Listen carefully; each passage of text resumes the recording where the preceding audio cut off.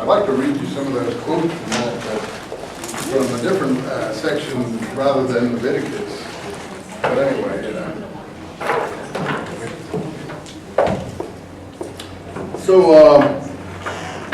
anyway, I was just saying that if I do keep you late, it's because I'm in the middle of a sentence or something. I think it's a bad place to stop off. And on the other side of it, I think if someone is actually working on your behalf extra time, you know, it's something more than the people who work less time for you. So in the end, it's really a mark of respect to you that someone's willing to stay 2 minutes extra.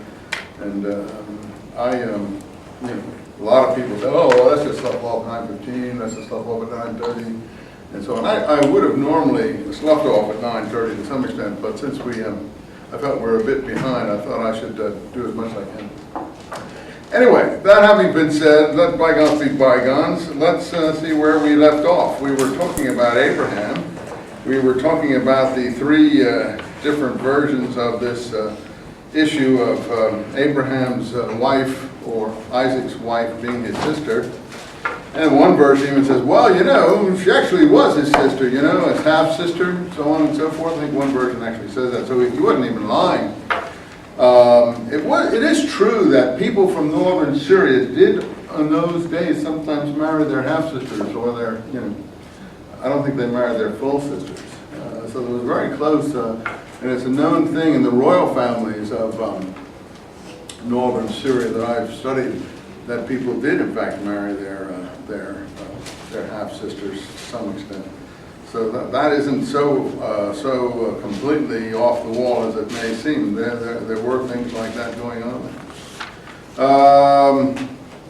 So anyway, we have this Steely sort of thing that I told you about. This very old piece of information that has names of kings and places on it that seem very much like material we get off the Ebla scrolls. So I think, in fact, that this is a very old bit of material, and you see it reads differently than anything else in here. And it refers to Abram as Abram the Hebrew, which is different. No other section of the Bible ever called him that or referred to him like that. It sounds like someone who knew what they were talking about, that this guy who called himself a Hebrew was the first Hebrew, or one of the first Hebrews, and looks like a commemorative plaque of some kind. So looks to me like that is probably the oldest identifiable bit of material in the Old Testament. And I would say that really is something from 2000 BC. That doesn't mean that it was written in 2000 BC. I mean, that doesn't mean the person who wrote the narrative wrote it in 2000 BC. That means he, like I would do, if you saw a plaque of Dante and you put it in your paper, you know, what was said on the plaque regarding Dante in Florence, you were writing about Dante and you quoted the plaque that was there commemorating him from 1200 or something like that. You could write that in 2000, but it would still be from a piece of information 800 years old. And I think that's about the size of it here. This is from a bit of information, I would say 1,000 years before this is written. That's just my own feeling. You have a different feeling. Certainly, by all means, go according to your own lights on it. So, the next episode, of course, and these episodes, as you see, don't really have a sequence about them as such. There is the promise now given to Abraham again. We have several different versions of this promise about his descendants being very numerous and the land being, in this case, line 18 of chapter 15, the land from the Nile of Egypt to the Tigris or Euphrates in Iraq, which wouldn't make people very happy these days, as you know. Then on top of that is another promise here. What we just finished there was Yahwist, 16, and yeah, it's still Yahwist as far as the materials are concerned. And in this this instance, as we did last time, we have a very personal story of Sarah being mean to Ishmael's mother. On the other hand, Ishmael's mother is not very kind to Sarah. But again, these stories are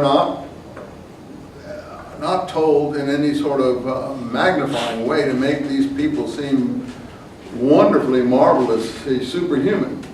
In fact, the opposite. They're told to make them seem as human as possible. Now that's a difference, I think, of the Old and New Testament too. Whereas the heroes in the New Testament are presented in superhuman terms, and in some Old Testament stories too. These early stories are as human as possible. Look, Jesus has no imperfections, does he? He gets angry once or twice. Kicks over some money tables or something like that, but other than that, you know, he doesn't even hit anyone when they hit him or anything like that. He's got, you know, perfection personified, and that's what they want to do. They want to show you what was an ideal in the Greco-Hellenistic world of perfection. I don't think it's Hebraic perfection, as I told you, because it seems to me more like Socratic perfection. In other words, it's more like Socrates would have behaved than, let's say, anyone I can think of in the Middle East. I can't, even today, nobody behaves like that in the Middle East. So it's more like a Hellenistic perfection. I don't think it's a Palestinian perfection. So, but the character is presented to you as perfect, or as close to perfect as you can get with that ideal in mind. Now here, these characters are presented as imperfect. Now I don't know what you prefer. It's your taste. Literally speaking, I think imperfect characters are more attractive. Religiously speaking, I think maybe perfect characters are more attractive. So I'm not sure that you were expected to read this in a religious way as much as be moved by the stories. And the stories are, of course, extremely moving, as you know, even though they're just sketched out real quickly. So Abraham, he's presented, I'll get you a minute. Abraham is presented as a rather soft-headed person, isn't he? In one sense, he can't control his physical senses. All his wife has to do is put a woman in his bed, bam, he has relations with her. He doesn't mind. And then when his wife, he can't control the woman then from being mean to his wife. Then when his wife complains, he throws the woman out of the camp. He can't stand up to his wife either. So he's, in fact, almost every episode so far has been presented as very, very weak, isn't it? But anyway, we all admire Abraham for some reason. Why? Oh, because we're told to, yeah. Just a quick question. Are you talking about the Yahweh's tradition when you're speaking about this? I think this is Yahweh's chapter 16. Well, I mean, when you're talking about how this is so far. I think, you know, not the abstract priestly material, which is more ceremonial, but even the other was portrayed. So the way to admit, yeah, I think they're all the same. Certainly in the Genesis, they're all the same. The Yahweh's particularly. The Yahweh's is right, a master storyteller. The other ones are trying to sort of, I think, fix up, you know, smooth up, clean up the Yahweh's a bit. So that whenever anyone's trying to clean something up, that person usually is not as effective as the thing he's trying to clean up. Have you ever written something and then rewritten it afterwards? Usually what you rewrite is not as fresh sounding as what you wrote in the first place. Maybe it may be better, make more sense, but it loses a certain amount of freshness. And I think that the other stories lose freshness if they're the same kind of stories as the oldest. But anyway, so again, I told you I had some Muslims in this class sometimes, and one of the Muslim students was very upset about these stories. He said, these stories are horrible, they're lies, Abraham never behaved like that, our prophet said Jews and Christians lie, and now I see what he meant. You know? Well, what can I say to him, you know? He said, this is not Abraham, these are lies. And, you know, and he was very indignant about these stories. And I can understand how he felt in a religious way. Because Abraham is presented in Islam as Islam is Abraham's religion, and Abraham is the first monotheist, and Muhammad is coming to restore the religion of Abraham and get rid of the idolatry, and so on and so forth. Yeah. But don't they still use the same text? They don't use Old Testament. They have their own version in the Quran. They don't use these. No, they don't use these texts. In fact, most of them are totally unfamiliar with these texts, and therefore, when he read these texts, he was shocked. Which I'm not laughing at him, I'm just laughing because it's entertaining to me, you know. Yeah.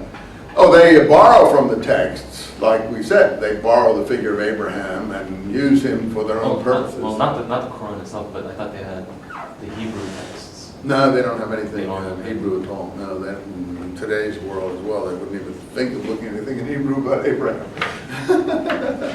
But they don't mind borrowing. So, and here is interesting because you see, despite their attitude, in chapter 16, actually, Hagar and Ishmael are presented very sympathetically, aren't they? And these are supposed to be the father of the Arab peoples, according to the Arabs, and to some extent the Yahweh's genealogies.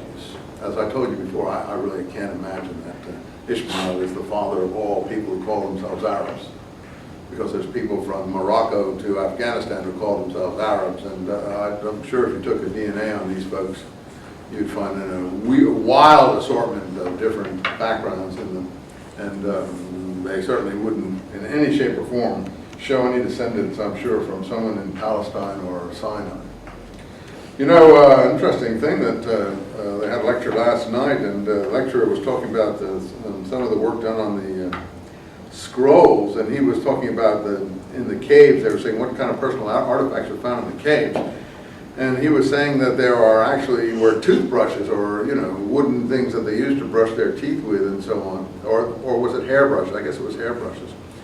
I guess that's what he was saying, hairbrushes, and that there were lice still on the hairbrushes, from that time, not living ones but dead ones, and there was blood inside the lice, and they were actually taking the blood from the lice and doing DNA tests on these people who lived in Palestine 2,000 years ago. So, I mean, if you want to know, how we can measure such things, there's an incredible example of what we can do. Okay, so again, if a Muslim speaks to you about the way Westerners treat their heroes, say, well, look at the Old Testament, Ishmael, if anyone looks bad, it's Sarah here, not so much Hagar. She's just young and, behaves as a young girl or young lady who would be proud that she was chosen to bear Abraham's child, might behave. And certainly the fact that Sarah has her thrown out and then she's all alone in nowhere, and then an angel of God is presented as appearing to her and then quieting her and tells her, this is fine and don't worry, your descendant's going to be great. This is where we left off. Now you have conceived, you will bear a son, you shall name him Ishmael. Because why? God heard your cries. And why is that anything to do with Ishmael's name? God heard your cries. Yishmael, El is God. Yishma means he hears. If you've ever heard what Jews say in their confession of the unity of God, they say, Shema Yisrael, Adonai Eloheinu Adonai Echad. Hear, O Israel, Shema Israel, hear. Shema is hear. Ishmael is he hears. El is God. God hears. The noun often comes after the verb in Hebrew. So he likes to interpret names, but now look at the rest of it. He will be a wild ass of a man against every man, and every man against him. And here's the odd thing, setting himself to defy all his brothers. What brothers? You see, there's another odd, like we had in the Noah material in Ham. It was clear that it was about Canaan. Here's another one. Who has brothers here? So, I mean, we don't even have Isaac yet. So that's interesting, and I couldn't go any deeper into it than that. Anyway, this seems to be another shrine commemoration story. This is a well shrine near the south, probably near what we presently call Beersheba. This is called Lahai-Wah. And notice, in the stories about Isaac that are to come, Isaac also hangs out at this area called what? Lahai Wa. So it's not clear that the Isaac and Ishmael stories aren't being somewhat overlapped or interchanged or grouped together, because later on Isaac is going to be at Lahai Wa. Now, where is Lahai Wa? He says between Kadesh and Bered. I mean, you can look at some maps, but it's down there someplace in the southern Palestinian desert, near Beersheba, I think. Now, Beersheba, Bear in Hebrew means well. Sheva, 7. In fact, our 7 probably comes from that, Sheva. In Arabic, Sabah. So these words are all interrelated, but it also means in Hebrew to take an oath. So the well of the oath, Beersheba. So it could be the 7th well or the well of the oath. So back to priestly one, and Abraham was 86 years old when Hagar bore him Ishmael. That seems to come in out of the blue there on line 15, 16. 17, when Abraham was 99 years old. This is Yahweh, so it seems to be priestly. I don't know what the scholars would say about this. Sometimes their theories don't really continue to be useful. But here it sounds Elohist, and yet he's talking about Yahweh again. But notice he announces himself as what? El Shaddai. Who has a different one? Might have Almighty God or something. El Shaddai or Almighty God. That's what it means. Almighty God, Shaddai. Now, funnily enough, that is a name known among the Canaanites and Phoenicians, El Shaddai. And someone was asking, well, why Elohim, the plural? Why not just El? You've got me. At some point, Elohim became replaced for these other names here, which were more local, probably, El Shaddai. And someone else asked, is the Arab name Allah the same as the Hebrew name? Well, there's El, and the Arab name is Al-Illah. Illah is El. So, in fact, they are really the same. Okay, here's another covenant again. And I will make you the father of a multitude of nations. Oh, God, where did we hear that one before? If you can collate all these things, you're better than me, because I can't keep on going back. But I think not long before, we had this promise made in a different text, that I will make your descendants as the stars of the heavens, or so on and so forth. We get the same promise being made over and over again in different form. And I will increase your numbers greatly. And often I think they're associated with a given shrine. I don't know if there's a shrine associated with this one. I don't see one, except it looks like maybe the Oak of Mamre in chapter 18. And the Oak of Mamre, chapter 18, is not so different from the Oak of Moreh, but they're just totally different places. Where was the Oak of Moreh? This isn't working. Let's get a different. Where they sound really similar. Where was the Oak of Moreh? Do you remember?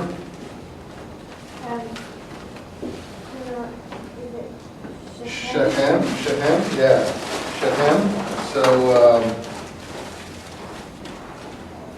yeah, Shechem, which was in the north of Jerusalem. And I don't see any more. I don't see any more of these. I'm looking for some more of these sticks, which is the problem with this kind of approach, that you never find with something right on the board. The old days, chalk was there. No, I don't seem to have any.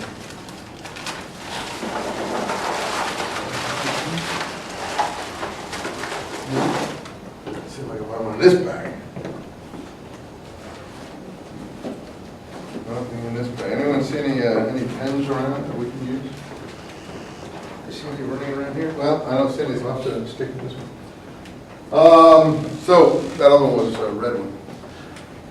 So Oak of Moreh was in the north at Shechem, and that will end up being one of the capitals of the northern kingdom when the thing split apart after David in 1900 BC. And this Oak of Mamre is the south. Where's the Oak of Mamre? South of Jerusalem, capital of the Judean kingdom before David takes Jerusalem. So David originally comes from this Hebron area when he's king. He was born in Bethlehem, which is north of here and south of Jerusalem. You can look at your maps. But in any case, these are another shrine south of Jerusalem. I'm not sure if they're easily distinguished from the north one. They both have oaks. So anyway, let's go back to this. This is the another promise to make you father of a multitude of nations, and kings will come from you. And this is my covenant in perpetuity. 7. Now I have to be frank there.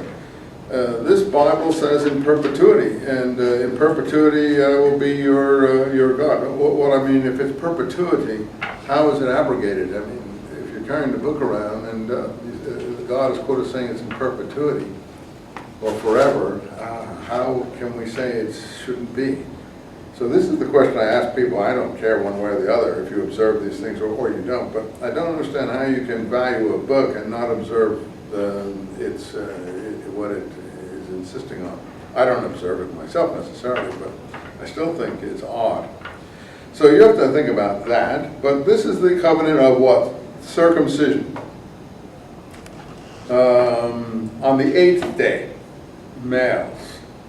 Muslims circumcise normally when the child is 13 years old. I think because Ishmael is 13 years old here in this story. I have a feeling it's connected in some way to that. I think Ishmael was 13 when he was expelled from the camp of Abraham or something to that effect.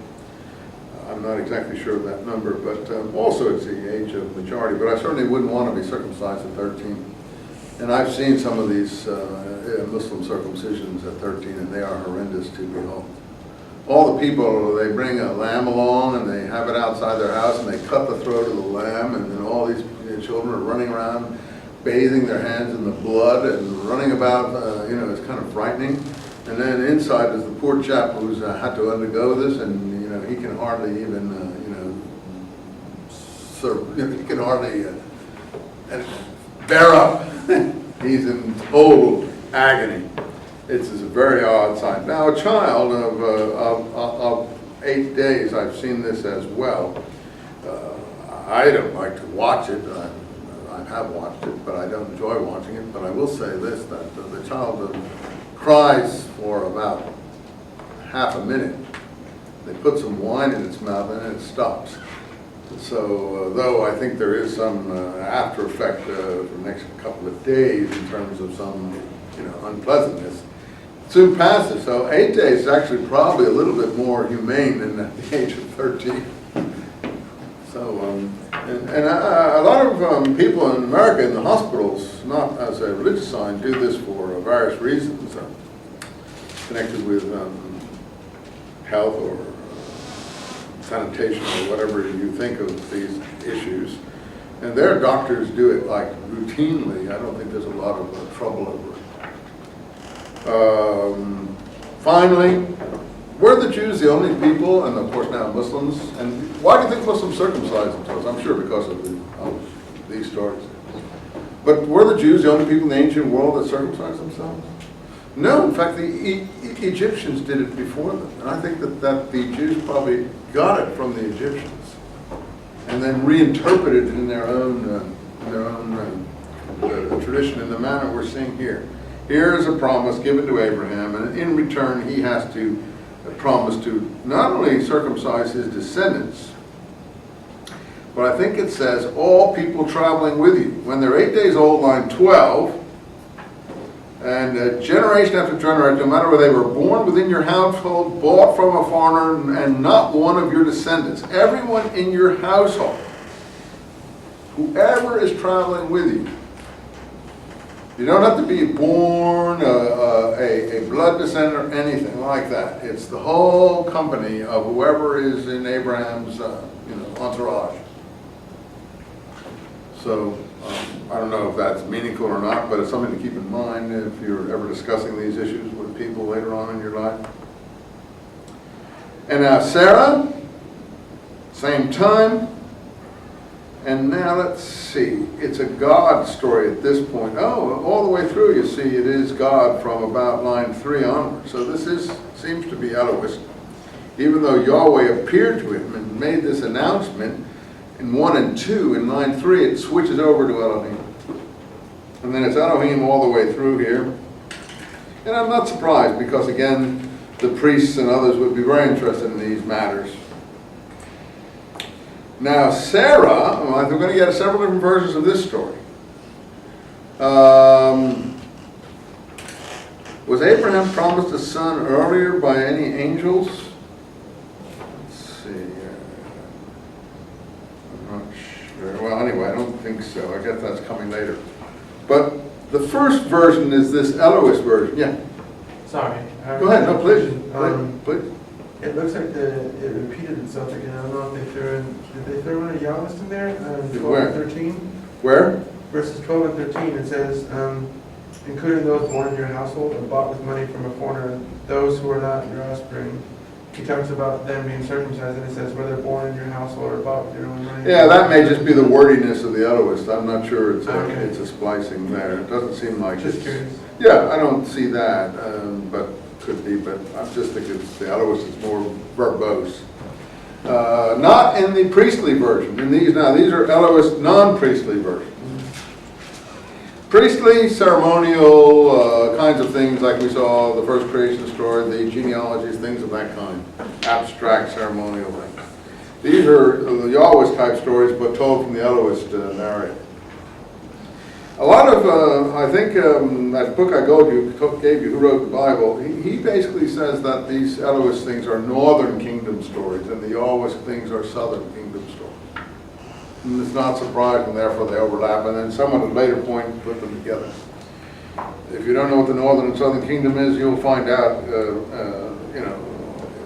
halfway through the course or so, but after David's kingship, and he was a southern king from Judah, his son Solomon held things together for a while, but after that the north was not happy and it split away, and we got two kingdoms for about 200 or 300 years, from the 950s to the 700s, and then the northern kingdom was destroyed in the around 730 or so, and then the southern kingdom limped along for another 140 years. Basically centered around Jerusalem, and then it was destroyed in 585 after a lot of trouble with the Babylonians. The northern kingdom was destroyed by the Assyrians, and they obliterated it, where the Babylonians didn't really, they were several waves, and they didn't really finish it off until 585. The first waves of problems were in the 610s period. So it was a 25-year period that they were coming in and trying to impose their will, and finally, for some reason, took a lot of people into exile and tried to destroy what was left. So, how does that mean anything? Well, the northern stories are more interested in El, and the southern stories are more interested in Yahweh. And that's not surprising, because Israel has El in it as the name of the hero of the north. They're the tribes of Israel. The southern tribe is Judea. Now notice the way Judea is spelled. It's spelled exactly, in Hebrew it's Yehuda. I hope this will work. Yehuda. Y-H-H, and this would be maybe a W. Basically, all they've done is added a D in here. That's the difference between Yehuda and Yahweh. So, I'm not surprised that Judea, Yehuda, Judah. We don't know. We don't call Jews Yehudim or Yehuda, but Arabs still do today. When you hear Arabs speak about the issue of in the Holy Land at the moment, you hear them even speak Arabic or English. Oh, the Yahud. That's their name for the Jews. And Yahud is a variation of Yehuda. So they have that more or less correct. Even in German, if you see those funny movies where they're always having the Germans beat everybody up, and they say, Raus, Juden, Juden. Even that is more like Yehuda than our English variation, Jews. It's almost an H in there, like they've sort of almost remembered it and dropped it out. In any case, the North, he says, was Ale-oriented, the South was Yahweh-oriented. Do I think that's true? Yeah, I think there's a lot of truth to that. But it's not a provable point. Okay, now here's Sarah. She's called Sarai at the moment, but now God says he's going to change her name to Sarah. By the way, Abraham got a name change someplace here, didn't he? Where did he get a name change? Yeah, I missed it here. Oh yeah. I'm going to make you a multitude of nations. Thanks a lot. And as part of that promise, you're not going to be called Avram. Now, Avram has a meaning in Hebrew. Av, father, Ram, high. High father. But Avraham, Raham has another meaning in Hebrew. And that is to be wide. To be, I suppose, greatly increased. So therefore, since I'm going to make you the father of a greatly increased number of nations, now you're not going to be called Avram, you're going to be called Avraham. I also think that that H has a lot to do with Yahweh. You know, the main consonant in Yahweh is an H. What we in English would call an H. So these name changes are interesting. I don't know what they mean, but here's the name. So he's going to get one, and now Sarah's going to get one, Sarai. And so I'm going to call you Sarah. Why? Because you're going to have a son. And nations will come out of you. Kings of people shall descend from you or from her. God speaking to Abraham. And so Abraham bows, and he laughs. See, that's the first indication. And I told you, well, that's another name story. So there's name stories, shrine stories, but not a lot of historical data here. Name stories, shrine stories, nasty stories about neighbors, old stealing, all woven into an interesting text. Look at this name story.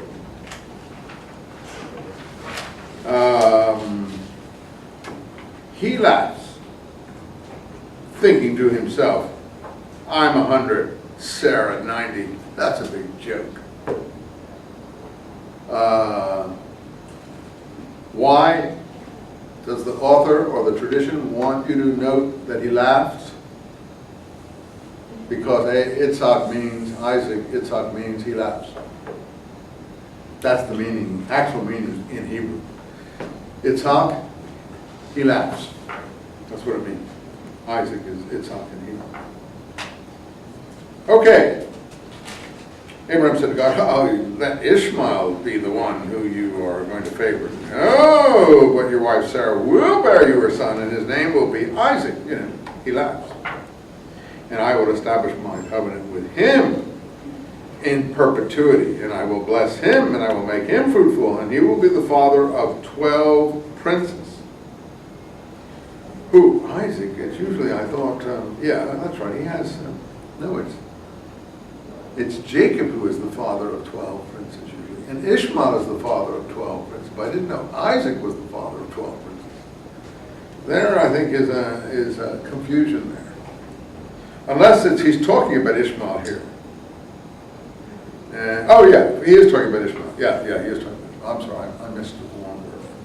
So we've already heard that, but with Isaac I will establish my covenant.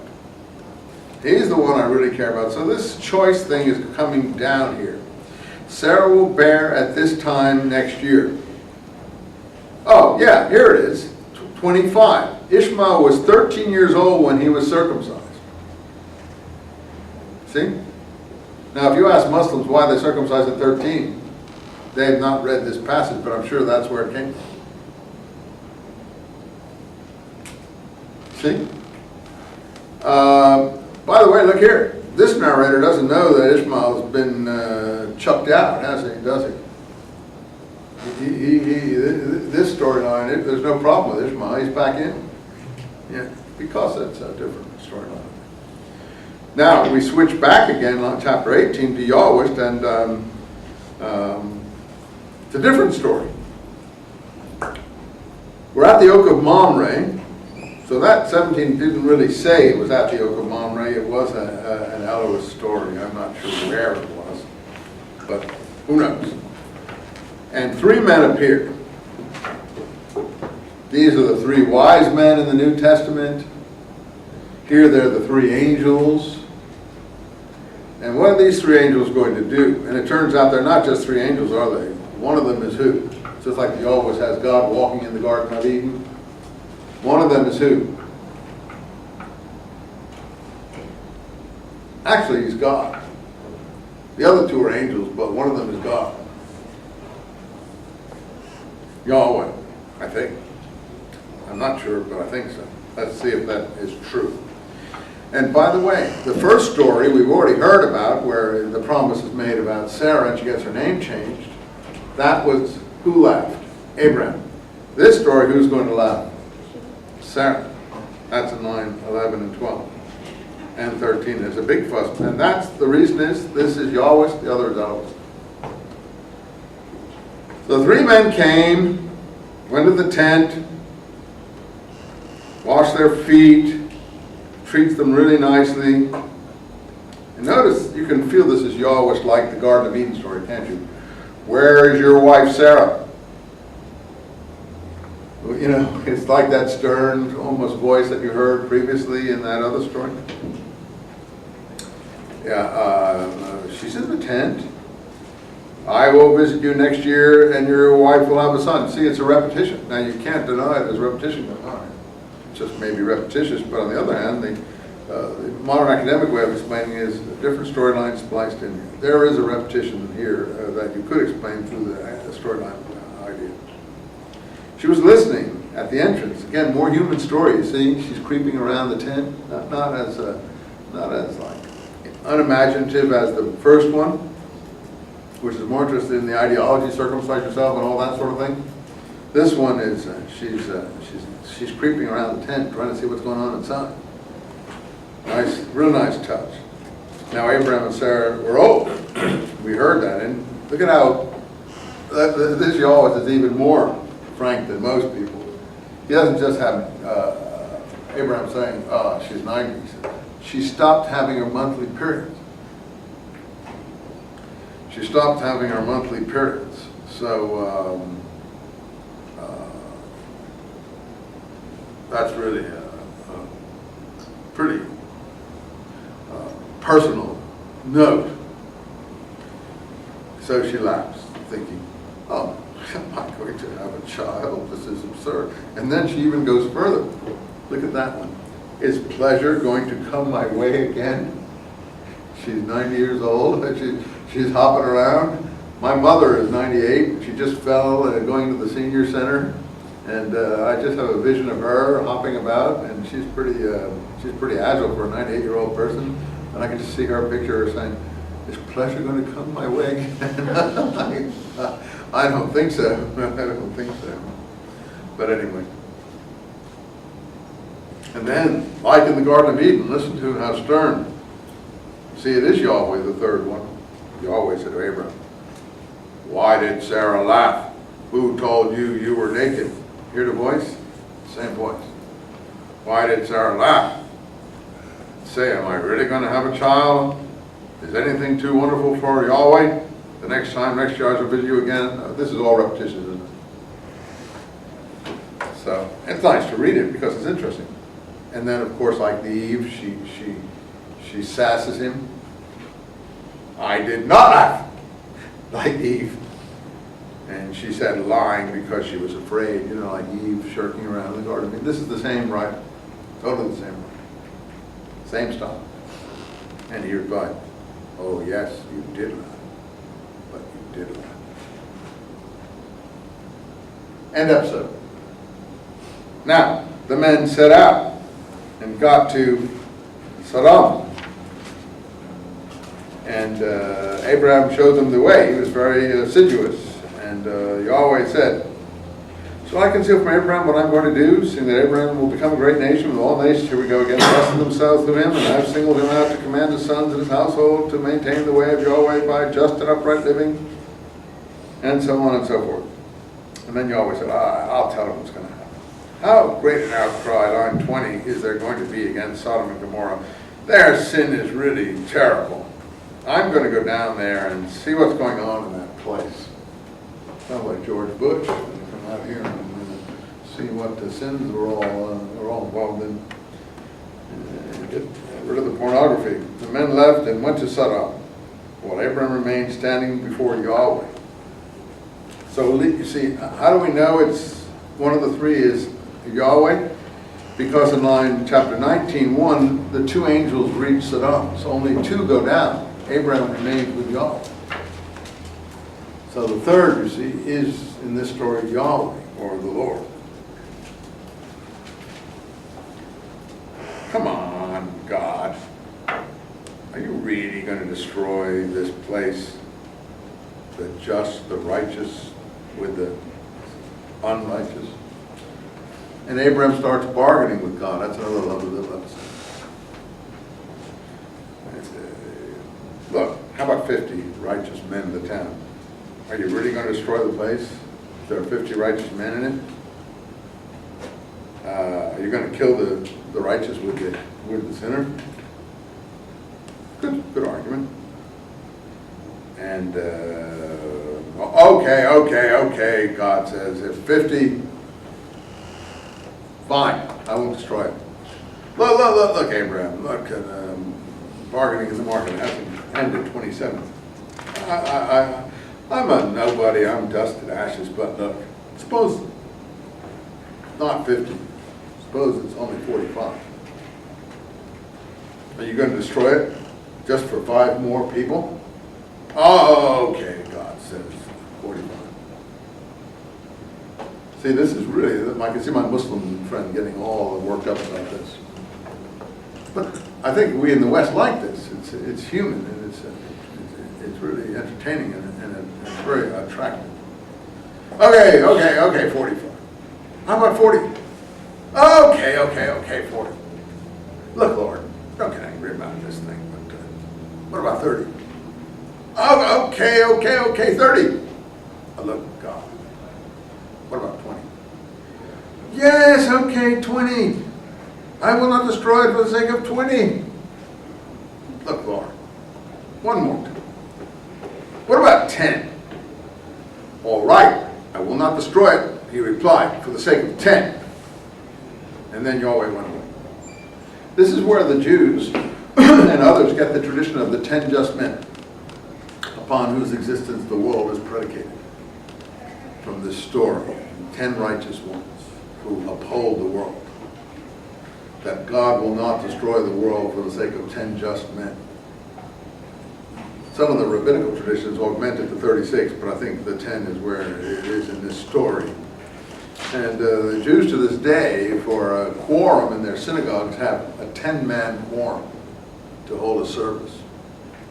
And I'm sure it's related to this story. How and what way, I can't tell you. But in any case, 10 then becomes the basic number for, the minimum number for whatever it is you're thinking of. And of course, 10 righteous ones, theoretically, God will withhold destruction. Although here it was just a city, I'm not sure how many it would take to withhold destruction from the world. You'll have to ask God about that. But anyway, he goes away, and the 2 angels get to Sodom. And this is a story, I think we did a little bit last time. Typical story about hospitality in the Middle East. You're supposed to protect the guests. You have an obligation of hospitality. And this is really a very characteristic story. It also has to do with telling nasty stories about your neighbors. The Hebrews didn't like their neighbors. I mean, usually you don't like your neighbors. Not many people like their neighbors. Why don't they like their neighbors? Oh, because they know too much about them. You know, it's hard to hate someone you don't know. It's easy to dislike someone that you do know. And the neighbors are the ones that are right near you, and they annoy you more than anybody else. So they are people that you dislike the most. And what the Hebrews don't, you know, look, Mexicans don't like Americans, Canadians don't like Americans. I don't want to get into what Americans like. French don't like Germans, English don't like French, Irish don't like English, Scots don't like English, Arabs don't like Turks, Persians don't like Arabs, Chinese don't like Japanese. I mean, I can go on and on and on and on and on and on and on and on. You know, I was in Iran, they hate Turks, you know, and so on and so forth.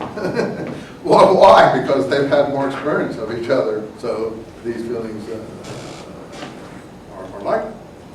So don't think ill of the Hebrews because they tell nasty stories about their neighbors. That's like almost every people does that.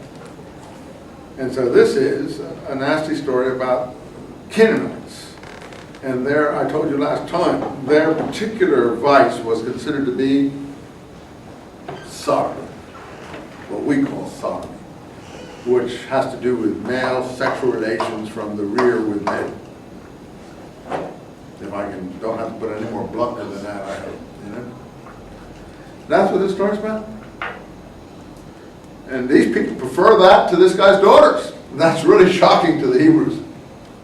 Look, these people are totally, you know, without any sort of saving grace as far as the Hebrews are concerned. Is this God's story? You'll have to decide that. I just talk about the Hebrews whose traditions these are. And it has to do with it's become a name for this activity in our culture. And the Hebrews' contempt or dislike of this behavior pattern. I must say in the Middle East, this is still a pretty widespread behavior pattern because women are not available for sexual activity to people out of wedlock. It's either prostitutes or this. And prostitutes are, I think, pretty few and far between, and they cost money. This doesn't cost anything in particular. So, and this goes on in American prisons, by the way, too, doesn't it? And I hear that Schwarzenegger is trying to do something about it. I wish he would. I think it's horrible that people are subjected to this in incarcerated circumstances and nobody does anything about it.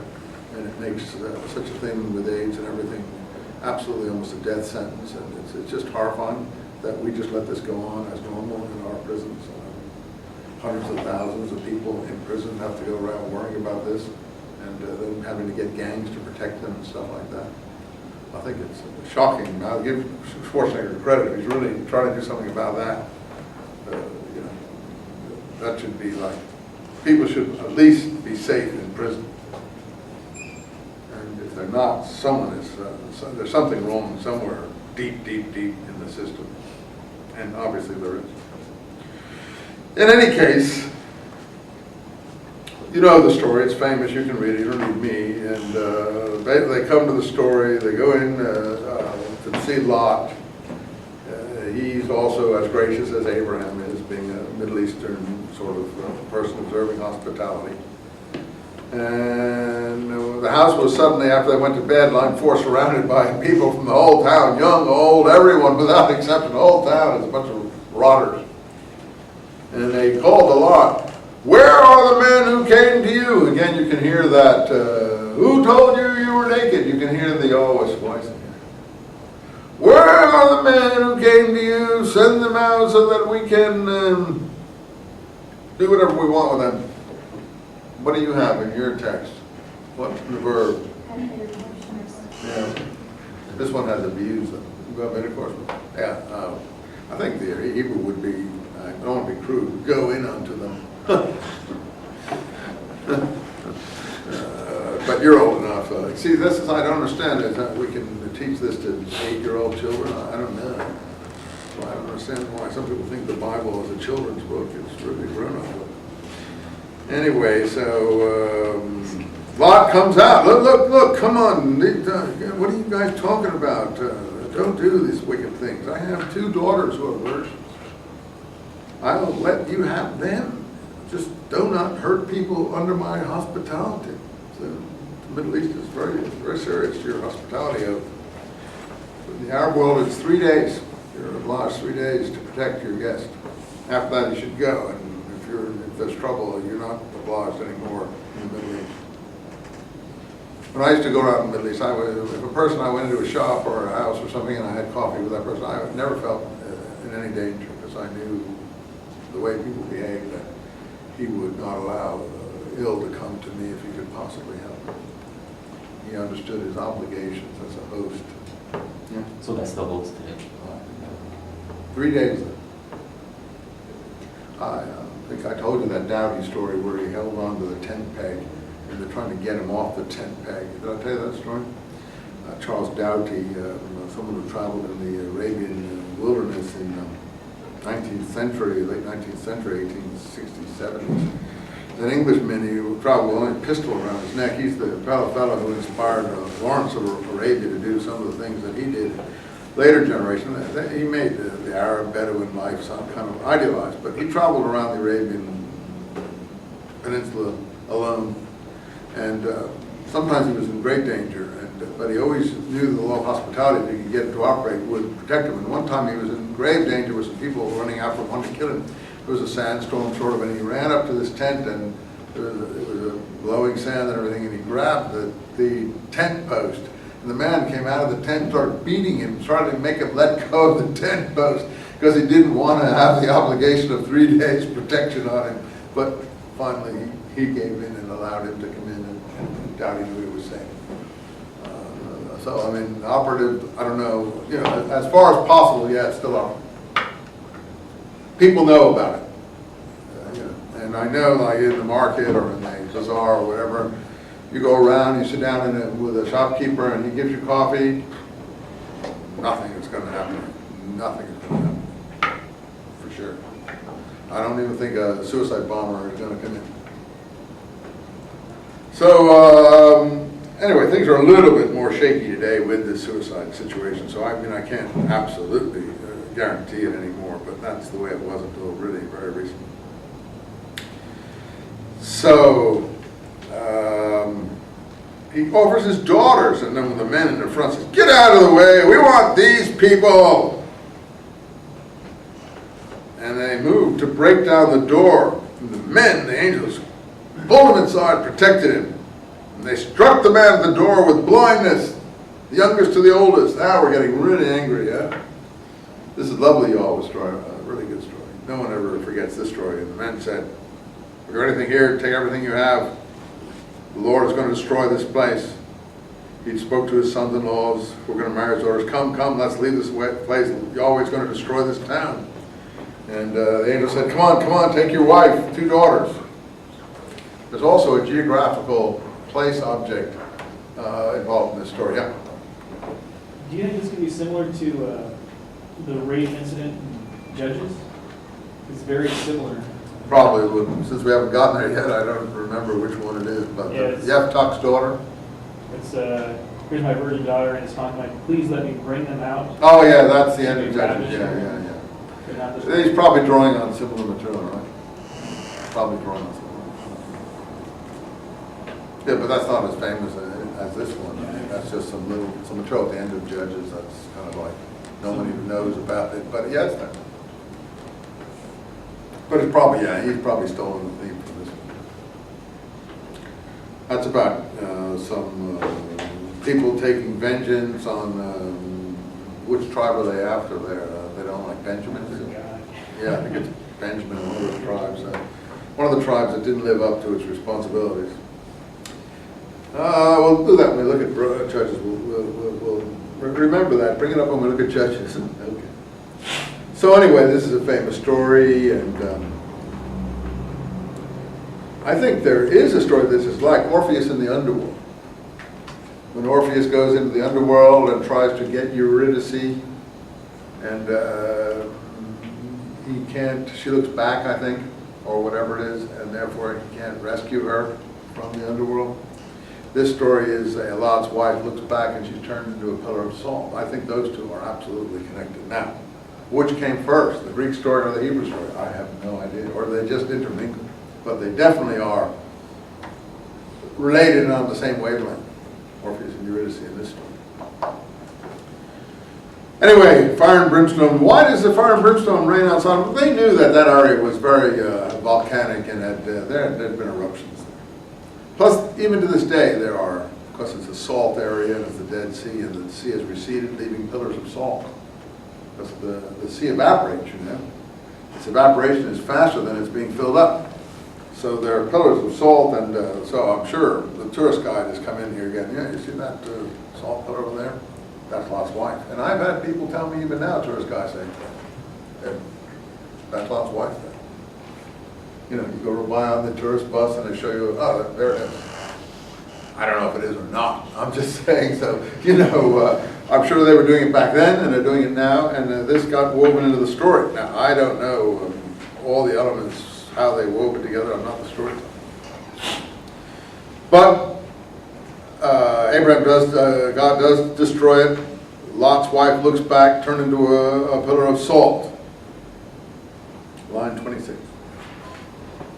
And they can see the smoke rising across the plain. So they've seen, I'm sure it is up in the hills that you look down on this weird plain in the Jordan Valley and the Dead Sea, and you really do look down. You can see it from Jerusalem, even the Dead Sea. And I'm sure that in you know, earthquakes or things like that, people have seen this, you know, things rising from the plain. And this is a very vivid, like smoke from a furnace. And they knew that the plain cities, just like New Orleans, just got overwhelmed. They knew there'd been a disaster there of some kind. So that's part of the story. Okay, Lot's living in a cave after this. And what's this one now? This is a story, 30 to 38, about neighbors again. Neighbors who are related to us. But neighbors, what? Who we don't like as well. We didn't like the other neighbors, the Canaanites. So what do we tell about Canaan? Oh, he uncovered his father's nakedness and he did something to him when he was naked. The same as going on here. The Sodomites, Canaanite variations. They don't treat hospitality well, and they bugger guests who come and stay in their town. They molest people. What are these people? Oh, you want to tell a nasty story about your neighbors? You know, in Arabic, if you want to curse someone, you say, your sister. Meaning, you know what to your sister. I think in Spanish, too, it's tu madre. That's an insult. Meaning, you know what to your mother. And this one is, okay, you know what you people are? Your father was in a cave, and he was drunk again. And he had some sons. And I guess because everyone was destroyed, the implication is there's not a lot of women around. And the next day, the elder one said to the younger, look, I slept with my father last night. Let's get him drunk tonight, and you go in there too. This is just like a variation of the Cain and Ham story, isn't it? This is Lot and his sons, because they're relatives, but they're not really people the Hebrews respect. Huh? Oh, is it? It isn't the father. It's the daughter. Pardon me. It's Lot. Oh, pardon me. Okay, so it's not the sons. It's the daughters. Okay. I'm thinking of the hamster. Pardon me. Yeah. So this one isn't sodomy because Lot isn't doing that, but he's having relations with his daughters. There are no men around for them. That's it. There are no men around for them, and so they go in and sleep with their father. So the elder gave birth to a son named Moab. Line 37. Thanks a lot for birth. I appreciate it. And your eyes on me because I'm doing this quick and I missed it. And I think it's worth going through these stories. So I don't think you read the Old Testament if you don't go through the stories. And the only way to go through them is to do it out loud. Because if you just do it yourself, you soon forget it. When you do it out loud, it really helps. So here, the first one is Moab, and the Moab Moabites were the neighbors across the Dead Sea, on the other side of the Dead Sea, in Jordan, we now call Transjordan. And the Ammonites are the descendants of the second daughter. So you see, why is this a nasty story? Because the Hebrews would say, you see those people over there across the Jordan there? They're actually descendants of incest. You know, their ancestors were, father had relations with a daughter who was not able to, control herself. There's a story in here even against Judah, isn't there?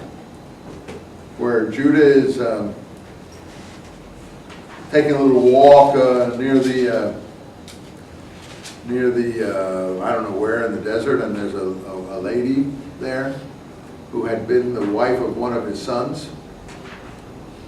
And she had been the wife of sons who each one had died for some reason when they had relations with her, so she was like considered a husband killer offer. So Judah didn't like this, and remember, Onan is the guy who spills his seed on the ground, if you recall. Again, these are pretty mature stories. And because he, I forget, we'll get to that story, but he's one of the sons that won't have relations with her, and so she gets angry, and so she makes believe she's a prostitute. And she's not his daughter, but she's his daughter-in-law. And she tricks him into having a child with her. And so someone's telling stories about the Judeans here. Someone who wants to get back at them. The tribe of Judah. Yeah, look, your ancestor Judah, look how he behaved. And there's nasty stories about Reuben too. At one point, Reuben loses the heritage because he was supposed he actually slept with his father's concubine, and so he gets his.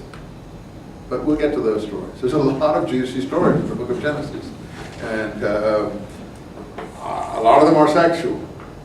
And I think it's frank in a way. Anyway, I think this is again another story about neighbors. What's the capital of Jordan today? Who knows?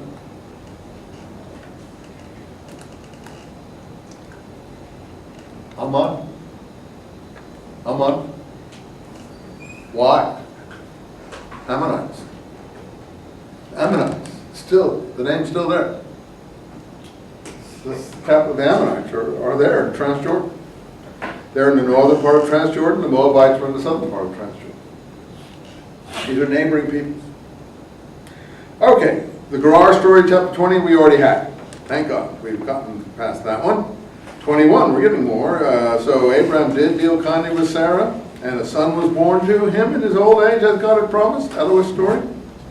And he circumcised his son just like the Elohist demanded. And Abraham was 100 years old. Yeah, this is very priestly here again. When Isaac was born, then Sarah said, third time, God has given me cause to laugh. Now, I think the other time when she laughed, it was Yahweh. Now, this is Elohist. Now, the previous one, there was some pleasure. Is pleasure going to come my way again? And also laughing that she was too old because she didn't have any periods anymore. Now, this one is, she laughs. Because God has given me cause to be joyful. She's laughing now because she's happy. This is Elohist. It's always a bit more corny. I'm not sure that it's as effective. So that's the third laugh. First, Abraham laughed. Then, Sarah laughed because she couldn't believe it. Now she's laughing because she's happy. 3 laugh stories about the birth of Isaac.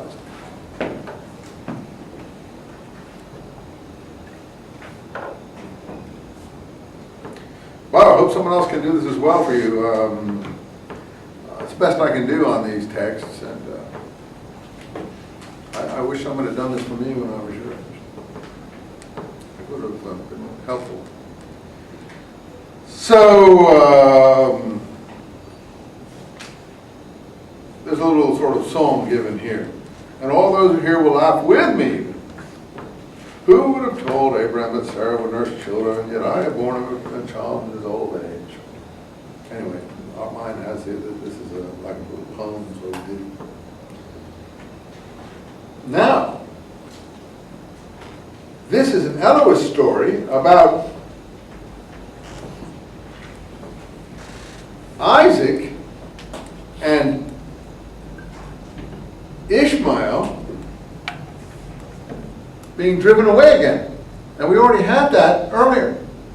And the reason there was because Hagar was uppity. Here, I think it's because, since Abraham didn't have a child yet, it's because Sarah doesn't want, it's not because Hagar is uppity, it's because Sarah doesn't want her child playing with Hagar's offspring. You see the parallel of the two stories? This has been spliced in later. And that's nice, but this is an Eloist story, isn't it, again? Huh? In verse 11 it says God. Yeah, that's Eloist, yeah. God. No, this is Eloist again. The other one was Yahwist, I think. You can check it and see if, I think you'll find that again. The Yahwist Eloist works pretty well, actually. For these. It's a pretty good theory. And it's borne out a lot in the text. It may not be perfect, but it helps. It's pretty helpful in many ways. Drive away the slave girl. Paul uses that in Galatians, by the way, to say that, as I told you, we are the children of the free woman, and the Jews are the children of the slave woman. He totally reverses this whole story. We new Christians are the children of the free woman, and the reason is because we're free of the law. But Hagar is Mount Sinai in Arabia, he says in Galatians 4, and the Jews are enslaved to basically the Mosaic Torah, and they're slaves to the law, and therefore he quotes this, drive out these slave women. And I don't honestly think that's a fair thing to apply to, I don't think that's a fair thing to apply to who is observing the law and who isn't. That's nothing to what this story is. That's just someone who takes what he can out of the story and uses it for his own purposes. And that's why I don't like Paul as a person. So I think he's very shifty, and he'll do whatever he has to do to try to win the argument to people who don't know anything about these stories, who don't read it for themselves. And he just picks and chooses however he wants and uses things however he wants to use them, have nothing whatever to do with the story themselves. Yeah? I read over that. I was just looking at, but he does mention Paul. I mean, I'm not going to get into that. It's too. You want to discuss that, we'll discuss it later. But I'm just trying to say that he does use this to talk about the people that the Jews are the sons of the slave. That's what he's saying. Yeah, just like he said, allegorically. That's all he said. Oh yeah. He says such things are allegory. That's just pushing the allegory out of the beyond anything. I mean, he's just taking the word drive out the slave woman because it's helping him. This story is nothing. There's nothing allegorical in this story that has to do with observing the law and not observing the law. That's what I'm trying to say. No, he does say such and such. But then where does he get that from? Allegory. That's Philo of Alexandria's method. Philo of Alexandria believed in allegorical interpretation of the Old Testament. He didn't take the Old Testament stories literally. He wanted to do just what you're saying there. But Paul pushes that like way beyond Philo. Way beyond Philo. Again, look, it's a matter of taste. I'm being honest with you. Paul's not someone who appeals to me as a person because I don't like people who do things that are a little bit underhand. And he's not my favorite kind of person. And I have to be honest, and all I'm doing is showing you where he gets this from. Here's where the whole thing in Galatians 4 is from here. I apologize. Finish up. What do you want to say? No. I brought it up. Yeah, he does see such things are allegory. But still, he does the same thing with I told you with Moses in the wilderness. He wants to talk about why the light of the law has gone out. So he says, "Oh, you know why Moses put a veil over his face these are like scarlet stories.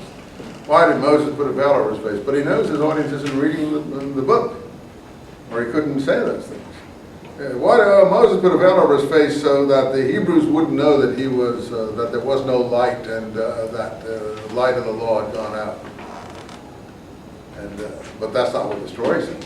Not that I believe either one, but the story is what it is. The story is that he put a veil over his head because he was so irradiated, he didn't want the people to be burned up by coming into his presence, because he'd just been in a tent of meeting with God. All right, let me just finish up here quickly. Let's get this Hagar story, because it parallels the other story. I shouldn't get into modern theology, I apologize. Because it is controversial, and we'll get into a controversy, but you guys can work on it yourself and see what you do. Drive away the slave girl. She's not to share the inheritance with my son. So again, Sarah's not portrayed very well, but for a different reason. It's because she doesn't want the two playing together or sharing the inheritance. But God said, oh, it's okay, Abraham, do what Sarah asks you. And so this is a much more wordy presentation of the other story. Oh, don't worry, I'll take care of the slave girl's son. He's going to be a big nation too. But Abraham's kinder in this story. The rise of the next morning, Abraham took some bread and some water, and giving them to Hagar, he put the child on his shoulder and sent her on her shoulder, sent her away, and she wandered off to the wilderness. And now, what do you have for 15? Beersheba or Lahai? Yeah, now it's Beersheba. And there was no water or anything. Now, the Muslims say, oh, Abraham and Ishmael founded the shrine in Mecca where there's a well. I'm sure they think that it relates to these stories here, but these stories are quite specific. This is not 1,000 miles further south than Mecca. This is Beersheba, and which is in the northern Negev, south of Hebron. And so she started to weep. The child was crying, and everybody was crying. And God heard the child crying, and an angel came to him. Do not be afraid. It's a very tender story. Then God opened Hagar's eyes, and she saw the well, and she filled up the skin. And God was with the boy, and he grew up in the wilderness, and he became a great bowman, and he made his home in the wilderness of Paran. And his mother took him a wife from the land of Egypt, where she had originally come. So he married an Egyptian. He becomes the father of the Midianites, who are where Moses later stays. Now, one last point about this here. In the other story, here he's in the wilderness, he's a wild bowman. In the other story, he's against all men, or all men are against him, remember? So, anyway, two parallel stories. And now, Abraham and Abimelech at Beersheba. We've already had Abraham and Abimelech in a situation over Abraham saying his wife is his sister, like Pharaoh earlier. And now this has to do with naming Beersheba. I'll just say quickly, line 33, we'll take a break. Line 33, we're at the tamarisk of Beersheba. And there, Abraham invoked the name of Yahweh again. So it's another shrine story here about the naming of Beersheba, because we've just had Beersheba in the Ishmael story. So we have two places here, Beersheba and Lahai. Let's keep an eye on them in the Isaac story. Okay, let's have a break. See you guys in like 10 minutes. About 1:30. Sorry if I seem a little bit intemperate earlier today. My problem was I was trying to do these rebate things. That really gets what into it. What's the number of your purchase? What's the cash register number? Give us the box number of what you bought.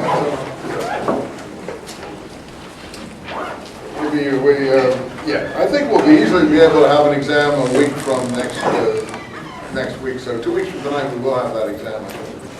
But I'll talk to you more about it next week.